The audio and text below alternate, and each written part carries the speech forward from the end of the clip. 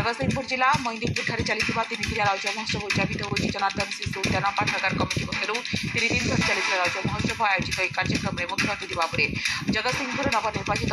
सांसद विभू तराई शुभदास सहित बहु विशिष्ट व्यक्तिविशेष सामिल होते। ओडिया संस्कृति परंपरा सहित जड़ित एवं कार्यक्रम द्वारा परस्पर मध्य भाईचारा सृष्टि होता है अतिथि मैंने परिवर्तन प्रतियोगितार अंशग्रहण कर कृति प्रतिभा मान अनुष्ठान पक्ष पुरस्कृत कर शेष सन्धार हजार हजार दर्शक उपस्थित रहा सहित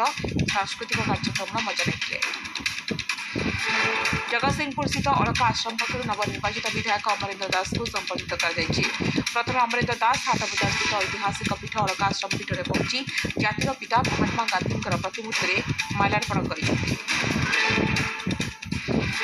अलका आश्रम आवाहक देवेन्द्र नाथ स्वाईं अध्यक्षतार आयोजित कार्यक्रम में अलका आश्रम सदस्य मैंने जोगदे नवनिर्वाचित विधायक अमरेन्द्र दास को संबर्धित कर आगामी दिन में ऐतिहासिक पीठ अलका आश्रम उन्नति पदक्षेप विधायक।